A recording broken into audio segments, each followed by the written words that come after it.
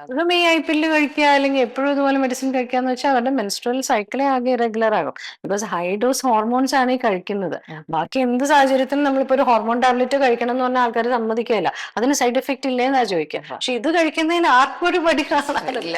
അപ്പൊ അത് ഇതിന് മേ ബി ഒരു ഗർഭനിരോധനം എന്നുള്ള മാത്രം പോയിന്റ് ഓഫ് വ്യൂ കാണുന്നോണ്ടായിരിക്കാം ഇതൊരു ഹോർമോണൽ സംഭവമാണെന്നുള്ള അത് സാധാരണ നമ്മളിപ്പോ ഒരു ബ്ലീഡിങ് കൺട്രോൾ ചെയ്യാൻ ഹോർമോൺ ടാബ്ലറ്റ് അത് ഹോർമോൺ ടാബ്ലറ്റാ കഴിക്കാൻ പറ്റില്ല എന്ന് പറയും. പക്ഷെ ഇത് ഹൈ ഡോസ് ഹോർമോൺസ് ആണ് ഈ കഴിക്കുന്നത് ആ ഓവുലേഷൻ ഡിലേ ചെയ്യാനായിട്ട്. ഒറ്റ ടാബ്ലറ്റേ കഴിക്കുന്നുള്ളൂ എന്ന് മാത്രം. പക്ഷെ അത് റിപ്പീറ്റഡ് ആയിട്ട് കഴിച്ചാൽ അത് ബുദ്ധിമുട്ടാണ്.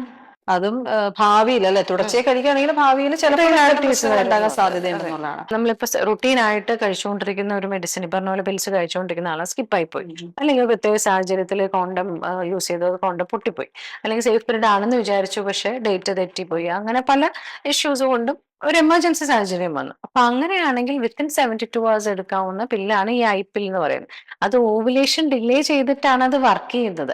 ഓവുലേഷൻ കഴിഞ്ഞ ഒരാളത് കഴിച്ചിട്ട് കാര്യമില്ല എന്നുള്ളത്. അപ്പൊ പലപ്പോഴും ഞാൻ പറഞ്ഞ പോലെ ഇത് ഒരു ഭാഗ്യപരീക്ഷണം പോലെ എല്ലാവരും ഒന്ന് കഴിക്കും, വർക്ക് ചെയ്യോ ഇല്ലയോ എന്നുള്ളത് അവരുടെ ഓവുലേഷൻ കഴിഞ്ഞോ ഇല്ലയോ എന്നനുസരിച്ച്. അപ്പൊ അതൊന്ന്. പിന്നെ ടാബ്ലറ്റ്, ഒരു ടാബ്ലറ്റും കൂടി ഉണ്ട്. അത് അത്ര കോമൺ അല്ല, പക്ഷെ നമുക്ക് അവൈലബിൾ ആയി തുടങ്ങിയിട്ടുണ്ട് ഒരു ടാബ്ലറ്റും. അത് വിത്തിൻ 5 days ആണ് അത് കഴിക്കേണ്ടത്.